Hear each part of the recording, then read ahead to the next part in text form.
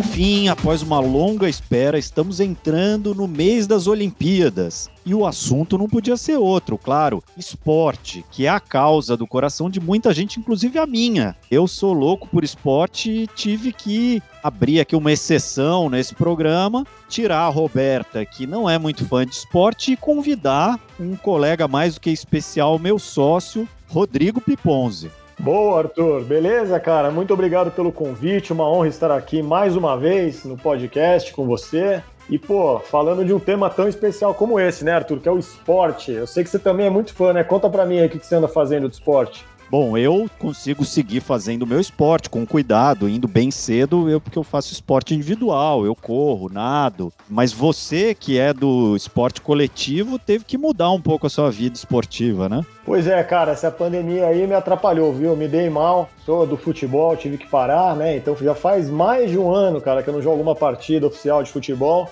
Mas, bom, não podemos parar com o esporte, né? Comecei a surfar, o que também foi uma descoberta muito legal. Então, sigo com o esporte muito ativo aqui na minha vida. E hoje a gente tem um episódio de gala, né, Rô? Uma convidada e tanto. Primeiro a gente poder, né, fazer essa incrível união, né, do esporte com a filantropia. A gente sabe que tem exemplos incríveis e hoje eu estou muito honrado de poder, junto com você, conversar com uma pessoa que é um ícone, né, do esporte brasileiro. Mas vamos fazer um pouquinho de suspense antes, né, Arthur? Não, vamos fazer suspense sim, porque hoje a gente vai ter um grande papo esportivo aqui no Aqui se faz, aqui se doa.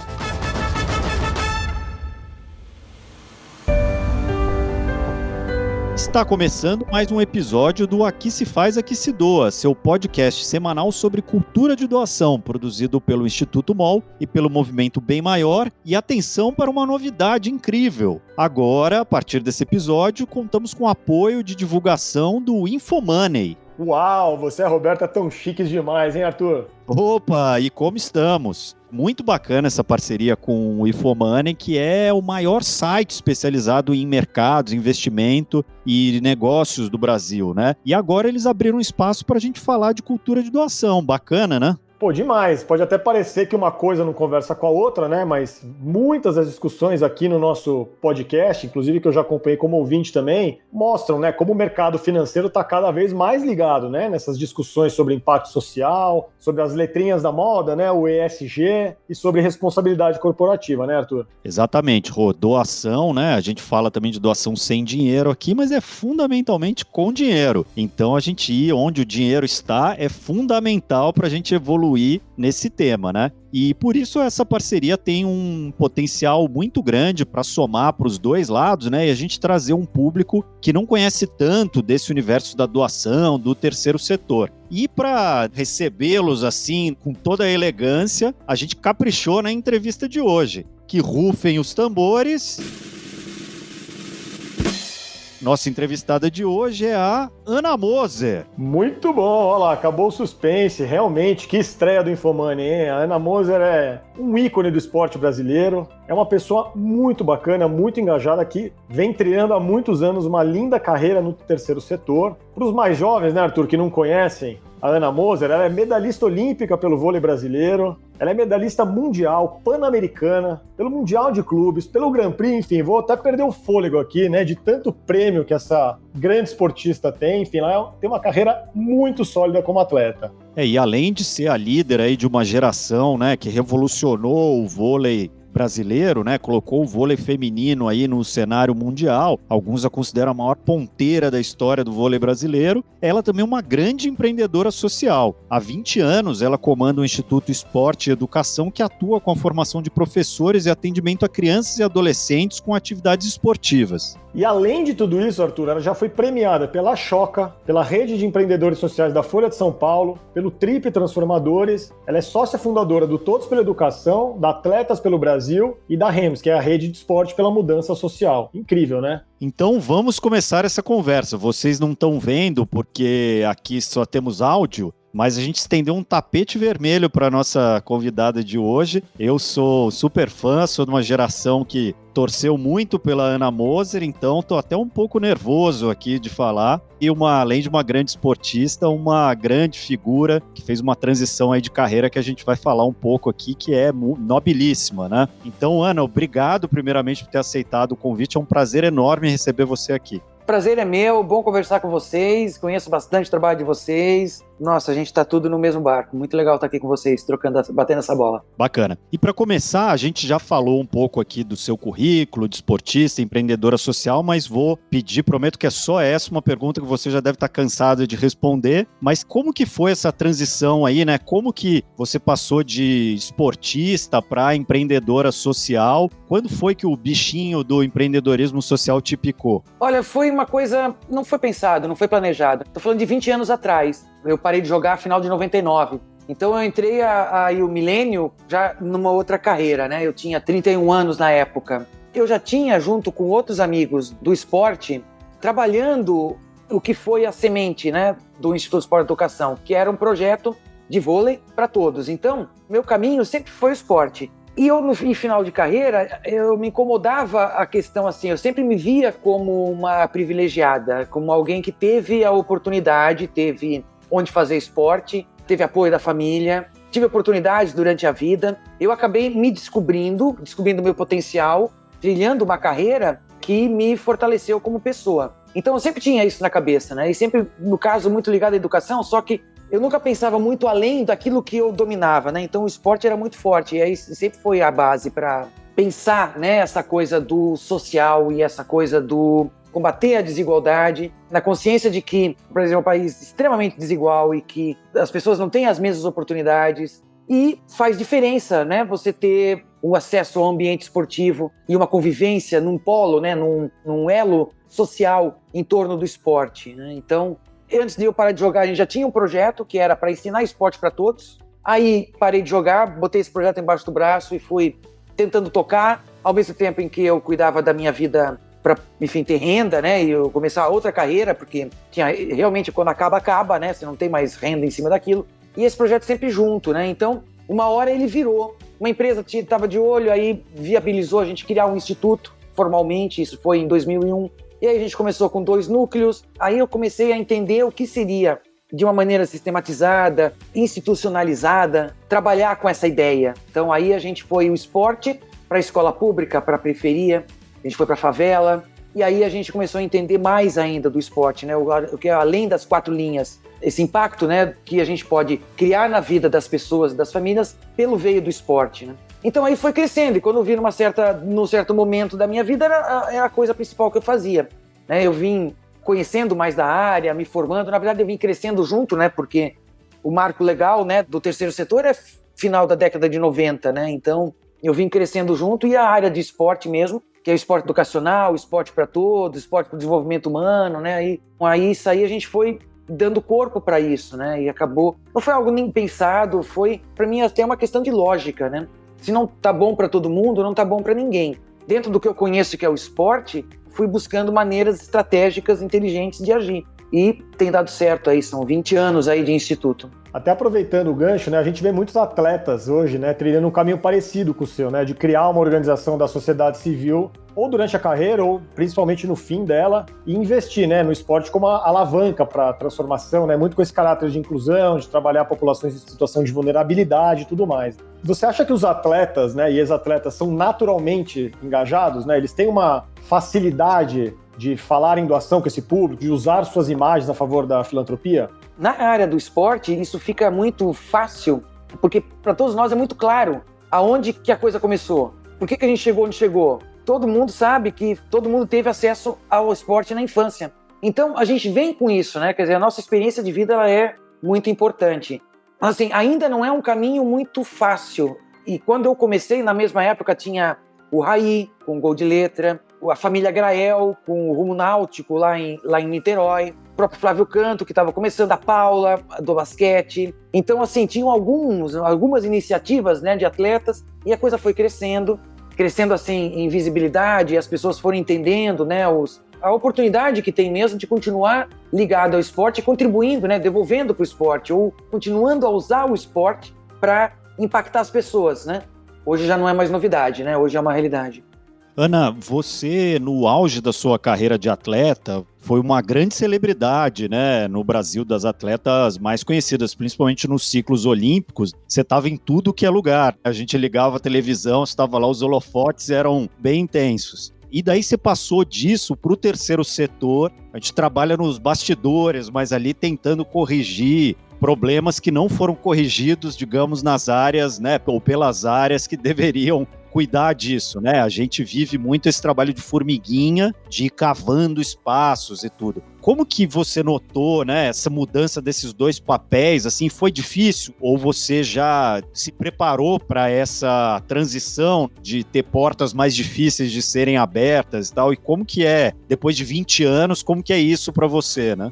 Olha, eu aprendi muito na prática, viu? Preparar antes eu não me preparei, porque a gente jogava, pouco estudava, não dava muito tempo. Logo no começo eu fiz aquele curso famoso aí, que há uns anos atrás, do GIF, de ferramentas de gestão social, alguma coisa assim. E esse foi para mim a entrada para falar com pessoas da área social de outras áreas. Me inseriu bastante e aprendi bastante. Aí a gente fez um projeto com uma prefeitura. Primeiro projeto que a gente fez com uma prefeitura, em parceria, né? Sem recurso da prefeitura, trazendo recurso privado, que é como é a grande maioria dos projetos que a gente faz, a gente leva recurso privado. Primeiro município que a gente fez, eu fiz uma faculdade de gestão pública. Nessa relação eu fui entendendo o processo e como é que funciona, qual é a característica da escola, do professor da escola, do gestor da escola, da Secretaria de Educação, como é que isso funciona, como é que é a relação com em cidade pequena, com a Câmara dos Vereadores, aonde que a gente tem que ir para a coisa funcionar. Então sempre tem que ir no prefeito, porque se o prefeito não quiser, ou melhor, se o prefeito quiser, qualquer coisa acontece na ponta. Um tempo depois eu fui gestora do Centro Olímpico de São Paulo, do Ibirapuera, também um órgão da Prefeitura de São Paulo. Fui diretora lá durante 2 anos. Também aprendi bastante do como é que era essa gestão de dentro, né? Aí agora, falando de dentro. Então, a gente foi aprendendo muito, fazendo muito com o pé no chão, com a mão na massa, com uma predisposição e com premissas que eu acho que são muito importantes, né? Primeiro que a gente nunca faz nada sozinho. Muito pelo contrário, na verdade a gente traz boas perguntas e bons conteúdos e boas práticas para trocar com quem a gente está realizando o projeto, seja com os alunos, né, para ensinar esporte para todos, respeitando a cultura de cada um, né, ou a partir do conhecimento de cada um e não entrar com um formato, um método fechado que a pessoa tem que se encaixar. Não, o nosso método sempre tem como premissa se adequar ao contexto e aí a partir daí crescer. Talvez o grande aprendizado que eu tenho nesse período todo é conhecer o Brasil. A gente viajou, eu viajo, agora com a pandemia um pouco menos, mas são 20 anos de muito pé no barro, de norte a sul, viver mesmo a realidade de cada lugar e assim a gente conseguir fazer os nossos projetos, as nossas práticas, né, os nossos conteúdos, né, eles sejam adequados e façam a diferença, né, na vida das pessoas. Então, assim, é uma via de 2 mãos. Eu acho que cada um tem que dar nessa relação o que tem de melhor. Isso eu aprendi no esporte, né, cada um entra na quadra para dar a sua contribuição máxima, né, independente da sua capacidade, isso aí é uma outra questão, mas quem está ali dentro da quadra está dando o máximo. Queria colocar uma lente um pouco diferente aqui, né, da gente falar um pouquinho do papel que a doação tem na formação de grandes atletas, né, na formação de carreiras esportivas, né. A gente hoje vê muitos projetos com esse caráter de adote um atleta, né, que no final acabam funcionando muito com patrocínio de uniforme, de viagem, de inscrição, enfim, né. A gente tem um caso emblemático, por exemplo, da judoca Rafaela Silva, né, que começou a carreira dela no Instituto Reação, né, que é o projeto social criado pelo Flávio Canto e tantos outros aí, né. Queria te perguntar, né, o quanto a doação também é um motor importante para se descobrir talentos, né, para você impulsionar carreiras esportivas, né, num país como o nosso. Realmente é um investimento, né? Isso é histórico, né? A presença de mecenas, né, no esporte, tirando o futebol, que é uma questão muito mais cultural e orgânica, as outras modalidades todas é uma cultura sem implementada, então precisa de suporte, né, de apoio para acontecer. E isso historicamente sempre foi assim que o esporte é viabilizado no país. Em alguns países, isso é uma relação, uma infraestrutura pública maior. No Brasil, a gente não tem essa infraestrutura pública. Então, e infraestrutura quer dizer não só espaço, quadra, campo, não é só isso, mas é o professor, material. A gente não tem isso. Seja de graça, seja de baixo custo. A gente aqui no Brasil depende de projetos, depende de empresas que financiem. A gente tem como ferramenta de financiamento de esporte no país, basicamente, a lei de incentivo. e algum ou outro estado que tem lei de ICMS estadual, que as empresas podem ver a isenção do ICMS de parte, né? Mas de uma maneira geral é muito pouco. Então não tem mágica, né? Você tem que prover de alguma maneira, assim como cultura, assim como educação, assim como escola. Então realmente você precisa de quem doe mesmo, né? Ana, os esportes ditos olímpicos, eles passam por uma sazonalidade inevitável, que são os ciclos olímpicos, né, em que se lembra de 4 em 4 anos que tem outros esportes, e a gente recentemente passou por uma sazonalidade maior ainda, que foi o ciclo olímpico no Brasil, que as empresas realmente resolveram injetar mais dinheiro. E queria que você falasse um pouco dessas sazonalidades e que você aproveitasse já o gancho que a gente está se encaminhando aqui para o final para falar um pouco dessa sazonalidade que a gente está vivendo agora, que é a pandemia, né? Como que isso impacta o esporte? A gente viu que vários setores aumentaram a capacidade de doação nesse momento, mas e o esporte? Como que ficou? Isso veio para ficar ou não, né? Olha, eu vou até começar pelo final, porque é admirável quanto aumentou a mobilização de recursos de doação no país durante a pandemia. Não estou desmerecendo de jeito nenhum, mas para uma necessidade básica que é a alimentação, para aluguel, para outras despesas, né, que a gente teve, né, muita gente durante esse período. É algo que não se sustenta por muito tempo. Não queremos também ficar em emergência precisando de doar comida, né? A gente quer que tenha, né, todo mundo tenha acesso às necessidades básicas e muito mais. Eu acho que teve, né, um despertar, mas eu acho que a gente precisa qualificar muito mais essa mobilização. E qualificar no sentido de participação, de ver a relevância e a importância de outras questões que faltam, né? Quem tem mais renda tem acesso a várias coisas que quem tem menos renda não tem, inclusive esporte e cultura. E como é que então a gente ajuda a viabilizar isso com escala? Onde é que está esse caminho, né, para viabilizar? Tem vários já feitos. Até se a gente falar de imposto de renda, tem imposto de renda da pessoa física, que é possível também participar de uma maneira constante, né, e criar essa cultura de participação que viabilize projetos, viabilize iniciativas que vão para além das necessidades básicas, né. O setor social ele pode se estruturar, né, de uma maneira melhor e falar mais com essas pessoas. Vamos ver quando que a gente consegue fazer isso, né. Eu vejo atualmente muito pouco espaço para outras questões que não sejam as emergentes que a gente está enfrentando. E a gente vê muitas instituições com dificuldade, no caso até do esporte, de entregar projetos de esporte, né? Porque o esporte tem de tudo que não pode. Tem contato, tem juntar de gente, suor, tem tudo que as pessoas têm que evitar. Então, passou por bastante problema. Acho que tem muitas instituições. Nós, no Instituto de Esporte e Educação, migramos tudo para online, tanto as aulas para os alunos, as atividades de esporte, e aí adequamos o planejamento de uma aula, né? A turma virou no WhatsApp, a aula virou no WhatsApp, a aula virou no Instagram, os cursos de formações todos foram para online. Mas tem muitas instituições que ficaram sem conseguir fazer esporte. A gente está num momento de muita atenção e eu creio que, assim, só que, mais uma vez, nós estamos passando por um momento de tantas emergências que a gente ainda está tendo que suprir as básicas, desde comida, até vacina, até questões sanitárias. Então a gente está muito no básico aqui no Brasil e, para variar, todo mundo tentando sobreviver.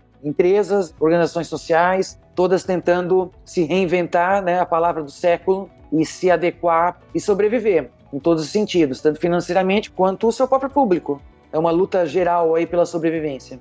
Muito bom, Ana. Bom, queria agradecer sua participação aqui com a gente, dizer que foi muito legal ouvir um pouco da sua experiência, grandes aprendizados. Você que é um ícone, né, no terceiro setor, um ícone aí nessa união que a gente tanto acredita, né, do esporte com a educação, do esporte com as nossas questões sociais. Então, muito obrigado aí pelo tempo, pela disponibilidade. Esteja com a gente mais vezes, fiquemos por perto aí. Opa, prazer é meu, queridos, e que a gente possa realmente, toda vez que a gente conversa, a esperança é que a gente está movimentando alguma coisa para frente, né? Então, muito bom aí estar trocando isso com vocês. Bom, e a Ana volta no final do programa na rodada Relâmpago.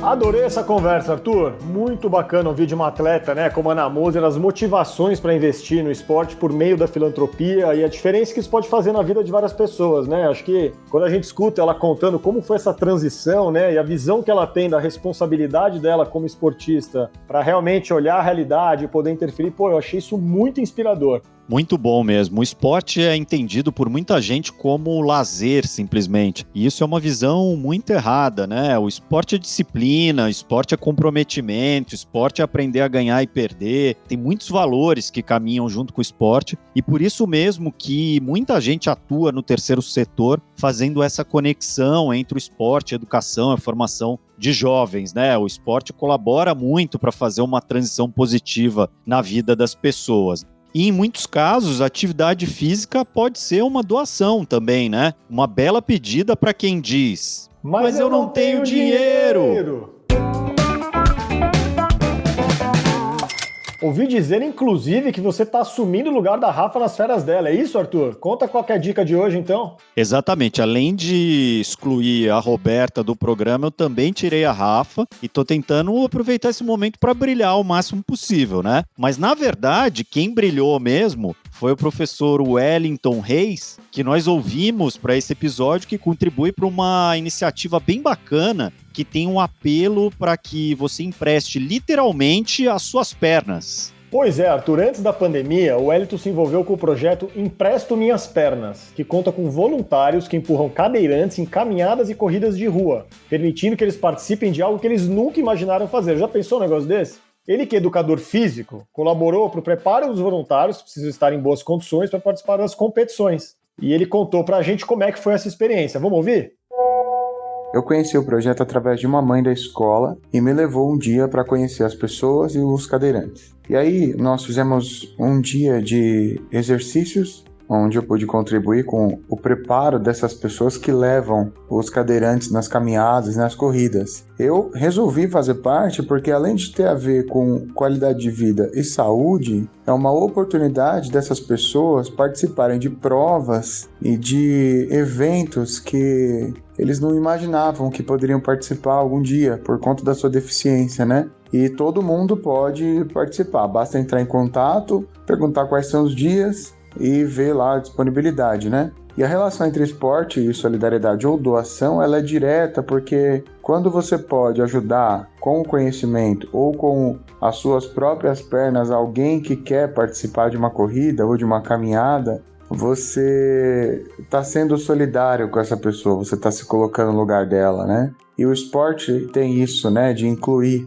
Muito bacana, muito inspirador. Quem quiser fazer o mesmo que o Wellington pode entrar em contato com a Empresto Minhas Pernas. Eles estão no Instagram como @emprestoasminhaspernas e realizam encontros em municípios de São Paulo e também em Niterói, no Rio de Janeiro. Com a pandemia, está bem mais restrito esse tipo de atuação, mas ainda assim vale pesquisar e tentar participar, né? Quem sabe assim que as provas de corrida voltarem a acontecer, né? Muito bom. E outra maneira de ajudar, como a gente bem sabe, é consumir produtos que contribuem para levar o esporte para mais pessoas, né? Nós compramos tantas coisas, não custa nada gastar um tempinho a mais nessa pesquisa e escolher algo que contribui também para essa causa tão relevante que é o esporte. E produto social é especialidade de quem? Minha, né? Não, brincadeira. É a especialidade da Duda Schneider, nossa colunista. Vamos ouvir o que ela preparou para o episódio de hoje?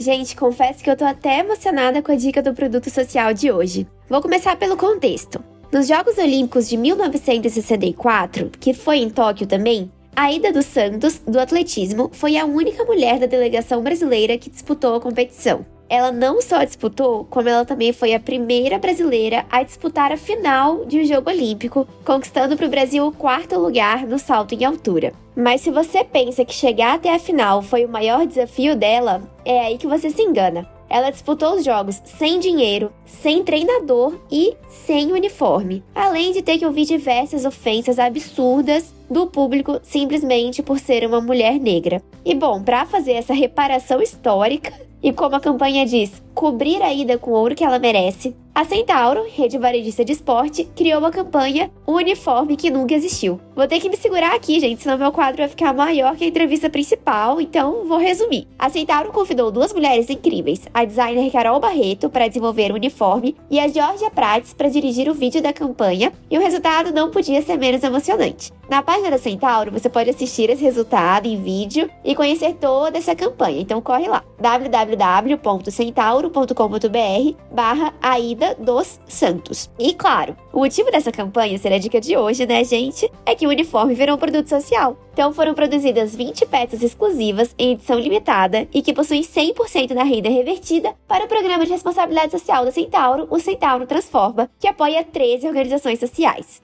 Não demorou um dia para esses uniformes se esgotarem. Mas a boa notícia é que o sucesso foi tanto que você pode se cadastrar em uma espécie de lista de espera no site da Centauro. Vou torcer para você conseguir o seu. Ufa, terminei! Até a próxima, pessoal!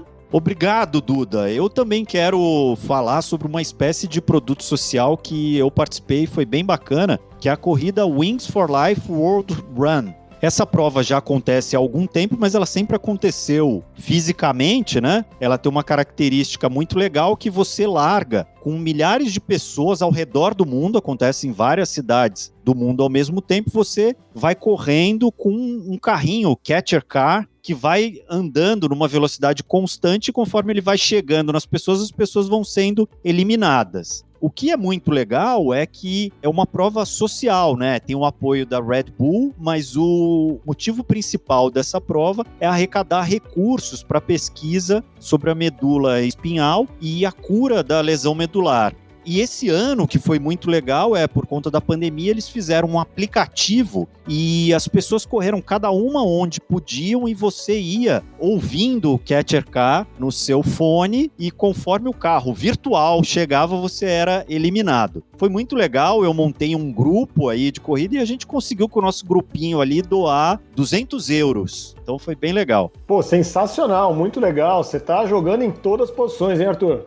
Tô mesmo. Ninguém mandou demorar tanto para produzir esse episódio sobre esportes, que foi sugestão minha, então tenho que aproveitar aqui a minha chance, meus 5 minutos de fama. E eu tenho aproveitando mais uma dica até, que é o aplicativo Quilômetro Solidário, que funciona de certa forma parecido com o Wings for Life, porque também, né, tá associado à corrida, cada um corre no seu tempo, faz a sua corrida onde estiver, e daí você doa os quilômetros que você correu, né? Como que isso funciona? O Quilômetro Solidário tem aí patrocinadores e daí os patrocinadores topam doar um valor a cada quilômetro corrido pelas pessoas e as pessoas em troca ficam sabendo de quem doou por ela, né? Então é uma troca bacana aí e você não paga nada por isso. É muito bacana mesmo, Arthur. Eu tive a oportunidade de conhecer o André Koch, que é um dos criadores do Quilômetro Solidário. Uma iniciativa incrível, eles já doaram mais de 400 mil reais. Então, já trabalhando com grandes marcas, inclusive fecharam uma parceria recente muito legal com o Menino Maluquinho do Ziraldo, que vai ser um dos embaixadores do aplicativo. Então, vale super aí quem se interessar, baixar no celular, participar, porque, de fato, é uma forma muito legal de gerar impacto social fazendo atividade esportiva. E se você, ouvinte, quer indicar um bom produto social, tem uma sugestão, comprou alguma coisa bacana por aí, avisa a gente, é só entrar lá no Instagram, @Instituto MOL, mandar um direct ou escrever para o nosso e-mail, que é o contato@institutomol.org.br. E para fechar o episódio, vamos ouvir de novo a Ana Moser agora na nossa rodada relâmpago. Ana, eu vou fazer 5 perguntas e você responde rápido com a primeira coisa que vier na cabeça, tá bom? Tá. Qual foi a sua doação mais recente? Doando comida para a igreja aqui em São Sebastião. Toda semana a gente tem 3 vezes por semana refeição para eles. O que você queria ter sabido sobre doação mais cedo na sua vida, Ana? Hoje é as ferramentas digitais. Se eu soubesse mais sobre isso, acho que a gente teria nosso próprio aplicativo, já teria avançado isso muito mais antes. Né? Ter ferramentas digitais, com certeza. Ana, quem te inspira a doar mais? Olha, hoje, o pessoal da CUFA, sabia? A capilaridade que eles alcançaram, a amplitude, né, o alcance que eles têm, é incrível o poder de articulação deles. Né? Isso, nossa, bato palmas e dou de olho fechado. Bom, essa agora eu acho que é fácil. Qual é a sua causa do coração hoje? É esporte, não tem como não, é esporte. Esporte para todo, criançada, tudo fazendo esporte. E para fechar, complete a frase. Uma sociedade que sabe o que é cultura de doação é uma sociedade mais... solidária, feliz, justa, tudo isso, um monte de coisa. Mas com certeza mais feliz. A gente está precisando de mais felicidade nesse mundo. Eu acho que a gente só vai conseguir nivelando essa desigualdade que a gente tem. Excelente, Ana. Sem palavras para agradecer sua participação.